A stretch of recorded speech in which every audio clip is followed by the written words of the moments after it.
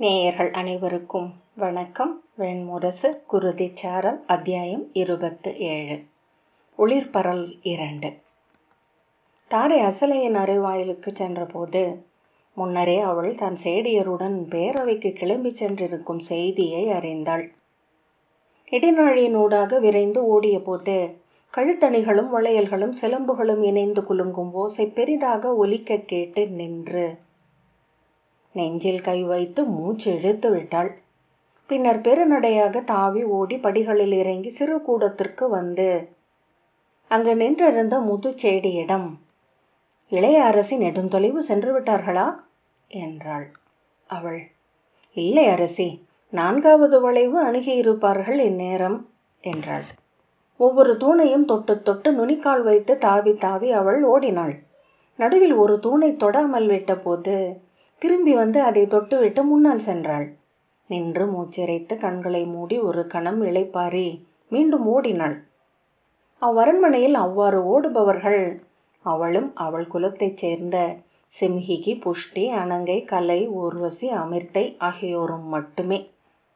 மல்ல நாட்டு இளவரசியர் தேவமித்ரை, தேவபிரபை, தேவகாந்தி, தேவமாயை, தேவகி ஆகியோர் கூட அவ்வாறு ஓடுவதில்லை. தோட்டத்தில் ஆடுகையில் தேவமித்ரை ஒரு முறை அவள் தோளை தொட்டு அணைத்து, அவ்வாறு ஓடக்கூடாது தாரை, அரசியர் ஓடுவதில்லை என்றாள். ஏன் என்றாள் தாரை. நம் அணிகளை பார், இவை ஓடுவதற்கும் விரைவதற்கும் உரியவை அல்ல.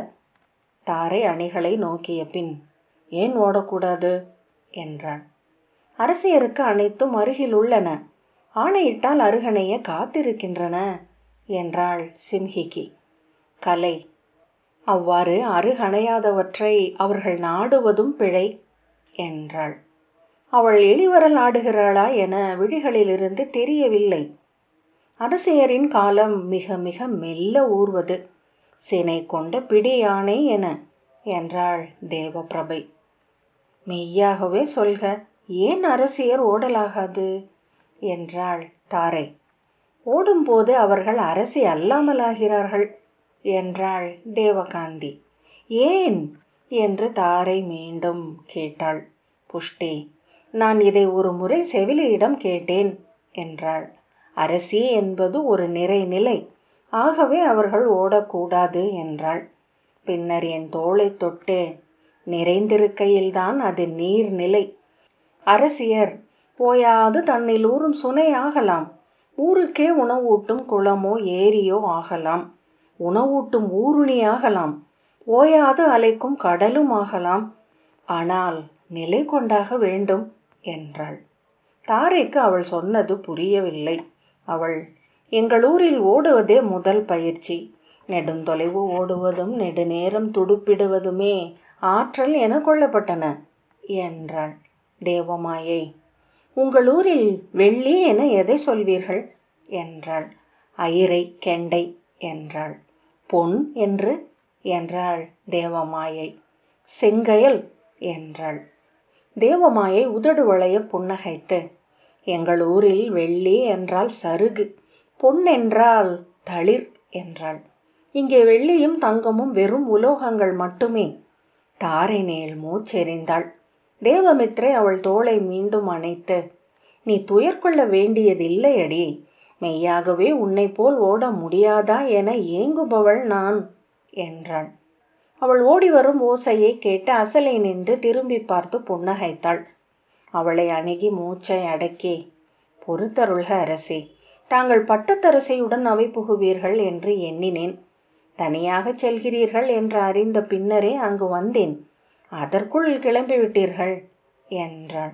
ஆம், இது பேரவை என்பதனால் பேரரசியுடன் தானும் செல்வதாக அரசி சொன்னார்கள், ஆகவே நான் தனித்து கிளம்பினேன் என்றாள் அசலை. மூச்சு அமைய தாரை, பேரவைக்கு பேரரசி வருகிறார்களா என்றாள்.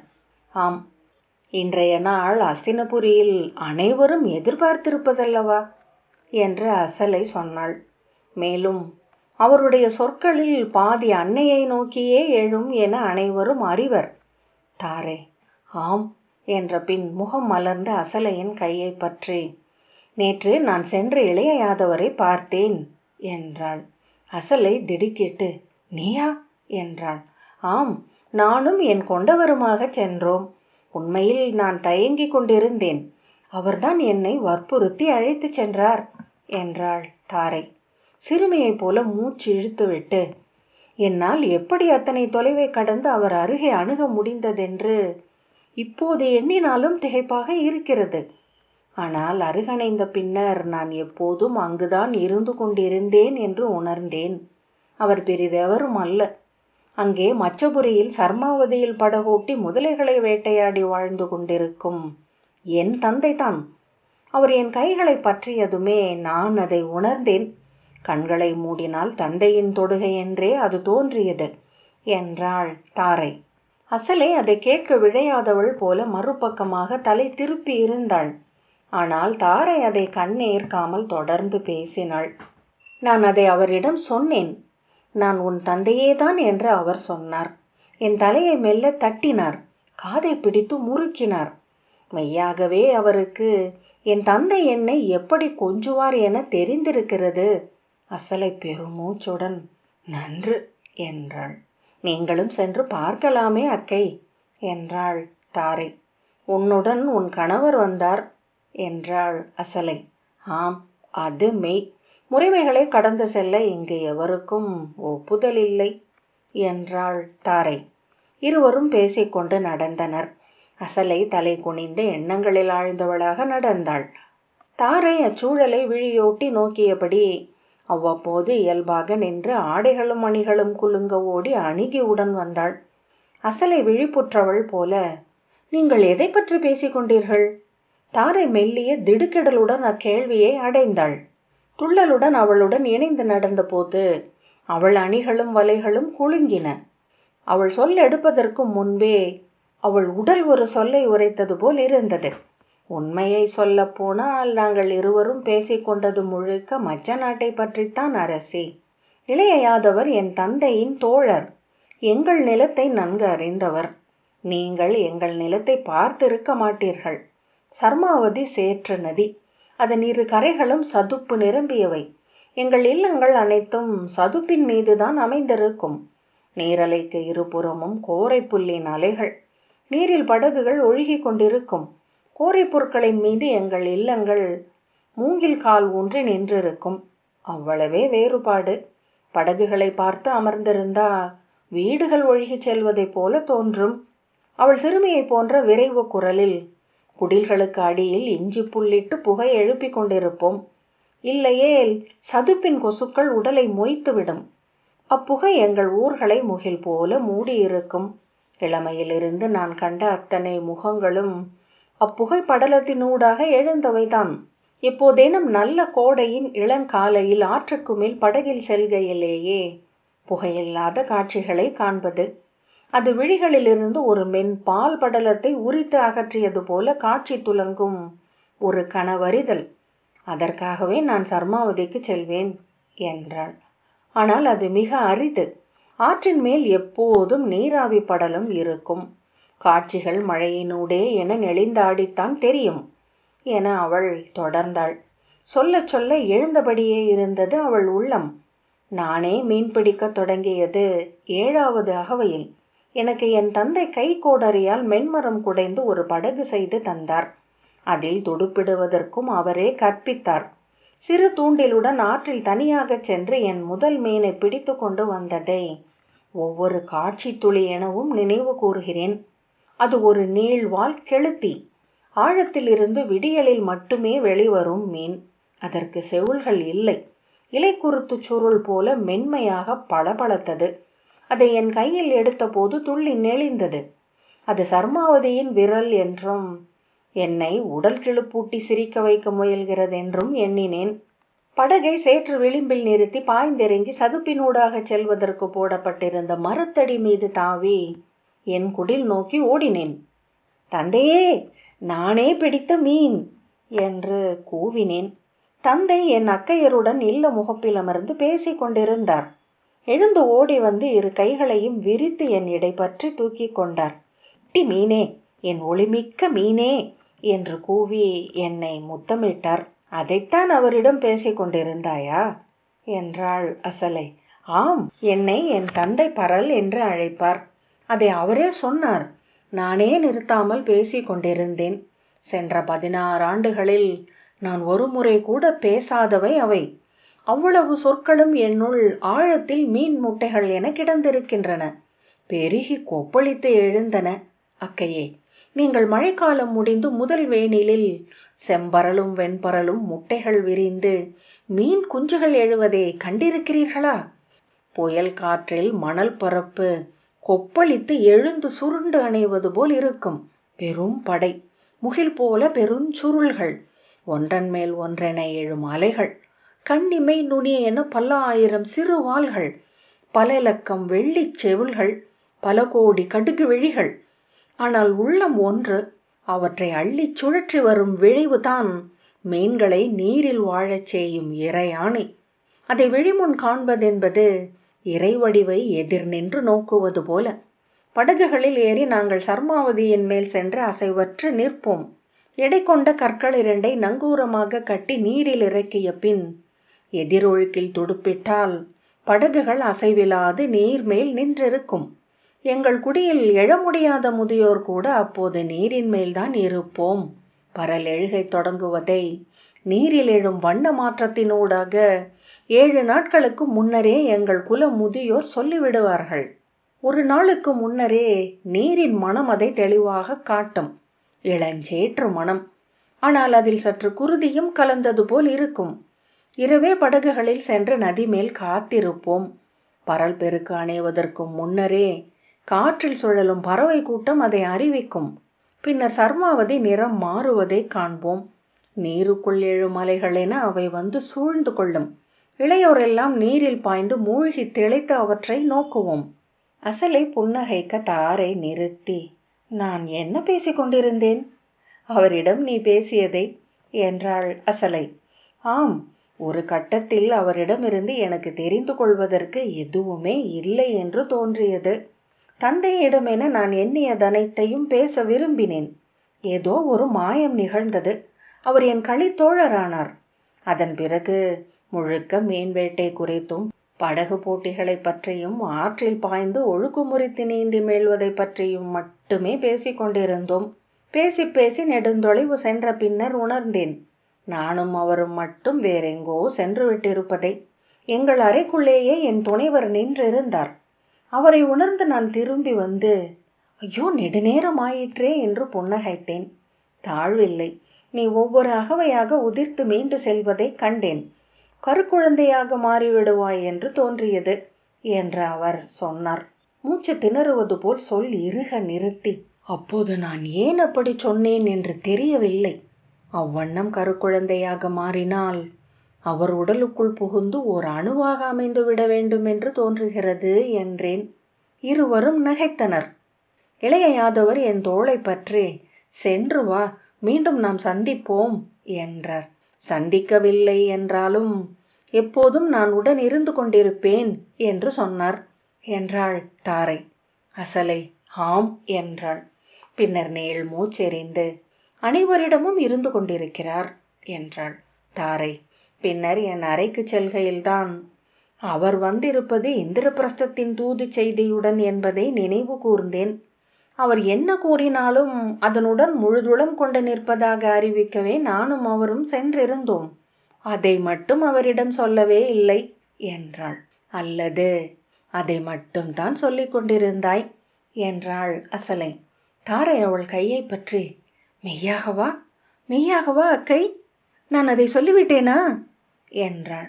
நீ அறைக்குள் புகுந்ததுமே விழிகளால் அதைத்தான் சொல்லி இருப்பாய் என்றாள் அசலை. ஆம், அறைக்குள் நுழைந்ததுமே நான் முதலில் பார்த்தது அவர் கால்களைத்தான். அவர் முகத்தை நெடும் பொழுது கழித்தே பார்த்தேன். அவர் கால்களை நீங்கள் பார்க்க வேண்டும் அக்கையே. அவர் முகம் நம் கனவுகளில் இருப்பது. கனவுகள் மிக அண்மையிலும் மிக தொலைவிலும் என ஒரே தருணம் அமைந்திருப்பவை. கால்கள் அப்படி அல்ல.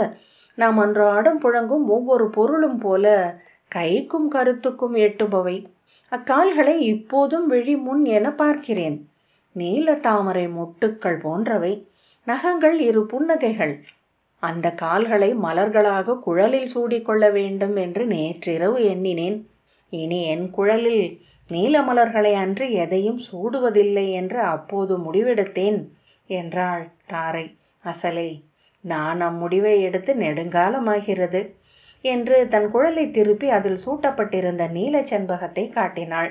தாரை திரும்பி அதை பார்த்து மேய்தான் என்ற பின் நானும் தான் என்று தன் குழலில் சூட்டியிருந்த நீலமலர்களை காட்டினாள். நீலம் போல அழகிய வண்ணம் பிரிதெதுவும் இல்லை. செம்மையும் பொன் மஞ்சளும் ஒளி கொண்டவை. நீலம் ஆழம் மிக்கது என்றாள் அசலை. ஆம் அக்கையே, பிற வண்ணங்கள் நம்மை நோக்கி வருகின்றன. நீலம் நம்மை இழுத்து தன்னுள் ஆழ்த்துகிறது என்று தாரை சொன்னாள். காவலர் வாழ்த்துரைக்க நிமித்திகன் வரவறிவிக்க அஸ்தினபுரியின் குடிப்பேரவையை ஒட்டியிருந்த சிற்றறைக்குள் அசலையும் தாரையும் நுழைந்தனர். அங்கு மச்ச நாட்டு இளவரசியர் சிம்ஹிகி, புஷ்டி, அனங்கை, கலை, ஊர்வசி, அமிர்தை ஆகியோர் மல்ல நாட்டு இளவரசியர் தேவமித்ரை, தேவபிரபை, தேவகாந்தி, தேவமாயை, தேவகி ஆகியோருடன் பேசிக்கொண்டிருந்தனர். புஷ்டி எழுந்து வந்து தாரையிடம், உன்னை தேடினேன், எங்கே சென்றாய் என்ற பின் அசலையை பார்த்தாள். வணங்குகிறேன் அரசி என்றாள். உன்னை தேடினேன், எங்கே சென்றாய் என்ற பின் அசலையை பார்த்தாள். வணங்குகிறேன் அரசி. மூஷிங்க குலத்து இளவரசியர் கமலை, ருத்ராணி, மங்களை, விமலை, பாடலை, உல்பலாஷி, விபுலை ஆகியோர் காமரூபத்து இளவரசியர் ஏகவீரை, சந்திரிகை, ரமணி, நந்தினி, ருக்மிணி, அபயை, மாண்டவி, சண்டிகை ஆகியோருடன் பேசிக்கொண்டிருந்தனர். அவர்கள் எழுந்து அசலையை வணங்கினர். அசலை அவர்கள் நடுவே பீடத்தில் அமர்ந்தாள். அவளுக்கு பின்னால் பீடத்தின் பின் வளைவை பற்றியபடி தாரை நின்றாள். உத்கலத்தின் இளவரசியர் திதி, சொரசை, பானு, சந்திரை, யாமி, லம்பை, சுரபி, தாம்ரை ஆகியோர் உள்ளே வந்து அசலையை வணங்கினர். மெல்ல மெல்ல அவ்வரை தோள்கள் தொடச் செறிந்து வண்ணங்களும் நறுமணங்களும் அணியொளிகளும் மூச்சு வெம்மையும் கொண்டதாக ஆகியது. கனகர் உள்ளே வந்து வணங்கி, இளவரசி, அவை கூடிக்கொண்டிருக்கிறது, ஒவ்வொருவராக வந்து அமர்கிறார்கள் என்றார். அரசர்கள் உள்ளே சென்று விட்டனரா என்று அசலை கேட்டாள். பெரும்பாலும் சென்று அவை அமர்ந்து விட்டனர். இளையவர் அரசருடன் அவை புகுவார் என்று எண்ணுகிறேன் என்றார் கனகர். அசலை, பேரரசி அவை புகுந்து விட்டார்களா என்று நோக்கி கூறுக என்றாள். அவர்கள் மறுபக்க அவையில் இருக்கிறார்கள். பேரரசி அவை புகுந்ததும் அணுக்கச்செடி எனக்கு செய்தி அறிவிப்பாள் என்றாள் கனகர். அவர்கள் அவை புகும்போது நாமும் அவை புகலாம் என்று அசலை சொன்னாள். கனகர் வெளியே ஓடினார். அசலை கை காட்ட சேடி மயில் இறகு விசிறியை அளித்தாள். அவள் தன் பின்னலை தூக்கி பின் கழுத்தை விசிறி கொண்டாள். நான் வீசுகிறேன் அரசி என்றாள் பாடலை. வேண்டாம், நீ அரசனி கோலத்தில் இருப்பவள் என்று அசலை புன்னகை செய்தாள். பேரரசி அவை புகுவதை அறிவிக்கும் சங்கொலி மறுபக்கம் எழுந்தது. குரவையும் மங்கள இசையும் ஒலித்தன. அவை நுழைகிறார்கள் என்றாள் லம்பை. அசலை தாரையிடம், நீ என் அருகில் அமர்ந்து கொள் என்றாள். தாரை அவை முறைமைப்படி என்று சொல் தயங்க, இது என் ஆணை என்று கொள்க என்றாள் அசலை. அவ்வாறே என்றாள் தாரை. அவர்கள் ஆடைகளை சீரமைத்தபடி எழுந்தனர். கமலையும் மங்களையும் அசலையின் ஆடையின் பின் சுருக்கங்களை நீவிவிட்டனர். பேரவையில் எவரும் நம்மை நோக்கப் போவதில்லை. ஆயினும் மணியாடுகள் என்றாள் திதி. சுரசை, நாம் பார்ப்போமே என்றாள். கனகர் மூச்சிறைக்க மீண்டும் சிற்றறைக்குள் புகுந்து தலை வணங்கி, அவை ஒருங்கிக் கொண்டிருக்கிறது அரசியரே என்றார். அசலை, செல்வோம் என்று பிறரிடம் சொன்ன பின் முன்னால் சென்றாள். அவளுடைய நிமித்த செடி வலம்புரி சங்கை ஊதி அரசியர் அவை புகவிருப்பதை அறிவித்தாள். மங்களத்தாளமேந்திய 3 செடியர் முன்னால் நடக்க அசலை அருகே தாரையுடன் 7 அடி வைத்து மிதப்பவள் போல் நடந்து சென்றாள். கௌரவ அரசியர் மூவராக நிறைவகுத்து அவளை தொடர்ந்து அவை நோக்கி சென்றனர். பேரவைக்குள் புறவாயிலின் ஊடாக நுழைந்து அங்கு போடப்பட்டிருந்த இருக்கைகளில் அவர்கள் பரவினர்.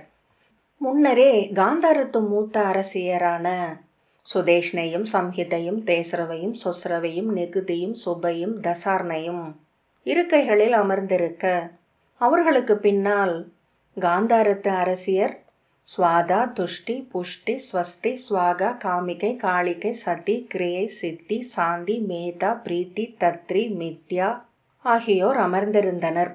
சுதேஷ்ணையை வணங்கிவிட்டு தங்கள் இருக்கைகளில் அமர்ந்தனர்.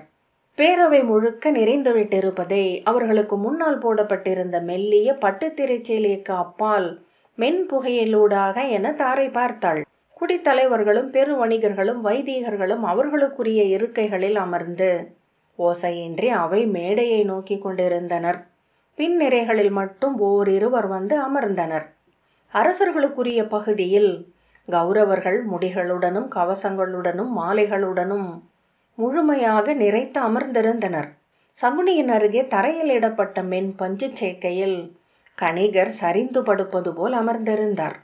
பீஷ்மரும் துரோணரும் கிருபரும் வலது எல்லையில் அந்தணர் நிறையை ஒட்டி போடப்பட்டிருந்த இருக்கைகளில் அமர்ந்திருந்தனர். பீஷ்மர் அவருடைய இயல்புப்படி மெலிந்து நீண்ட உடலை மரவுரியிட்ட பீடத்தில் சற்றே வளைத்தது போல அமர்த்தி வலக்கையால் தாடியை உருவியபடி விழி தாழ்த்தி ஊழத்தில் என அமர்ந்திருந்தார். துரோணர் கிருபரிடம் தாழ்ந்த குரலில் எதையோ தொடர்ந்து உரையாடி கொண்டிருந்தார். சுபாகு எழுந்து சென்று யுயுத்சுவிடம் ஏதோ ஆணையிட்டுவிட்டு மீண்டு வந்து தன் இருக்கையில் அமர்ந்தான். சத்தியசேனையும் சத்தியவிரதையும் இரு பக்கமும் நின்று காந்தாரியை அழைத்து கொண்டு அவை புக மகளிர் அனைவரும் எழுந்து நின்று வாழ்த்தினர். அரசியர் நிறைக்கு எல்லையில் இடப்பட்ட அரியணையில் காந்தாரி அமர அவள் அருகே சத்தியசேனையும் சத்தியவிரதையும் அமர்ந்தனர். காந்தார அரசியர் தங்கள் குடி வழக்கப்படி முற்றிலும் முகத்தை மூடும்படி ஆடை அணிந்து தாழ்ந்த குரலில் ஒருவரோடொருவர் உரையாடி கொண்டிருந்தனர். அரசியர் நிறையில் சிலரே அவையை நோக்கினர். பெரும்பாலானவர்கள் தலை குனிந்து முற்றிலும் உளம் அகன்று அமர்ந்திருந்தனர். சிலர் பொருளின்றி எதையேனும் வெறித்து நோக்க, சிலர் எதையோ துழாவுபவர்கள் போல அவை நோக்கி வெறுமனே விழி சுழற்றினர். திருதராஷ்டிரரின் அவை நுழைவை அறிவித்தபடி நிமித்திகன் கொம்பூதி கொண்டு அவைக்குள் நுழைந்தான். அவனை தொடர்ந்து மங்கள செய்தியரும் இசைச்சூதரும் நிறை கொண்டு வர சஞ்சயனின் தோள்பற்றி திருதராஷ்டிரர் நடந்து வந்தார். அவையிலிருந்து விதுரர் எழுந்து சென்று முகமனுரைத்து வணங்கி திருதராஷ்டிரரை எதிரேற்றார். கை கூப்பியபடி அவைக்குள் நுழைந்து அவையை மும்முறை தலை தாழ்த்தி வணங்கிய பின் தன் இருக்கை நோக்கி சென்றார் திருதராஷ்டிரர்.